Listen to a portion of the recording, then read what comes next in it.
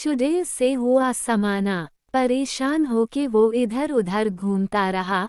शाम भी हो चुकी थी, उसे घर भी जाना था, इसलिए अंत में थक हार कर वो वापस अपने घर जाने का फैसला लिया।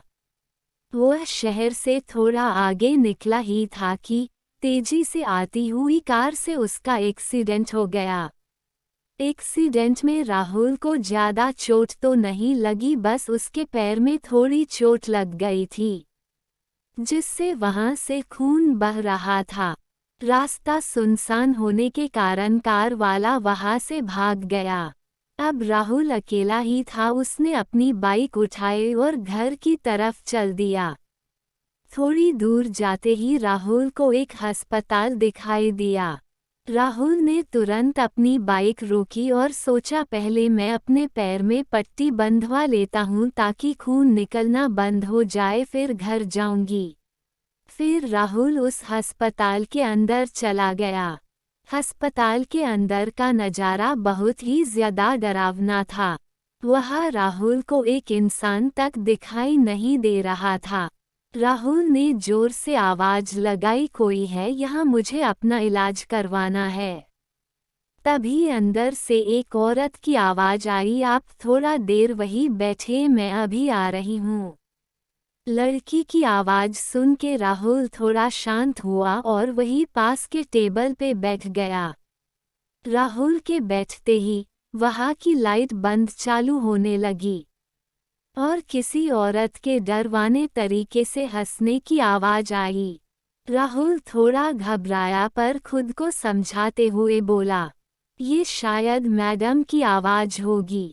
फिर एकदम से जोर से चीखने की आवाज आई। राहुल इतना सुनते ही राहुल एकदम से डर गया और टेबल से खड़ा होके बाहर निकलने लगा।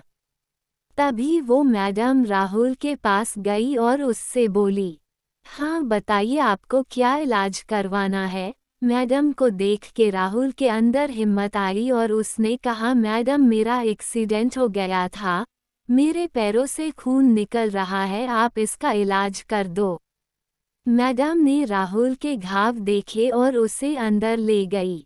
वो राहुल का इलाज करने के लिए राहुल के पैर से खून साफ कर रही थी और खून को देख के बहुत खुश हो रही थी। उसने राहुल के सामने की खून को सूंघने लगी। राहुल को थोड़ा शक हुआ तो उसने कहा, मैडम आप ये क्या कर रही हो। उस चुड़ैल ने राहुल को कोई जवाब नहीं दिया, बस डरावनी आवाज में घुरा रही थी और खुश हो रही थी। राहुल एकदम से डर गया और अपना पैर हटा लिया। राहुल के ऐसा करते ही वो चुड़ैल एकदम गुस्से से अपने असली रूप में आ गई और राहुल से कही, मुझे तेरा खून पीना है, तू नहीं बचेगा अब। राहुल ने चुड़ैल का भयानक रूप देखा। सड़ी हुई उसकी चमड़ी, बड़े बड़े दांत। एकदम से राहुल डर के मारे बहुत जोर से चिल्लाया और बेहोश हो गया।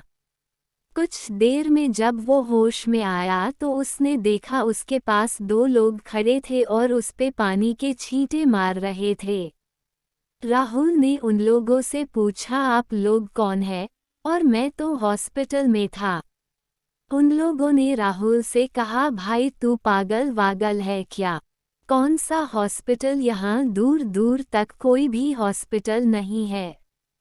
राहुल खड़ा हुआ और उन लोगों को हॉस्पिटल दिखाने के लिए जैसे ही पीछे मुड़ा, राहुल के पैरों से जमीन खिसक गई, क्योंकि वहां हॉस्पिटल नहीं बल्कि एक कब्रिस्तान था।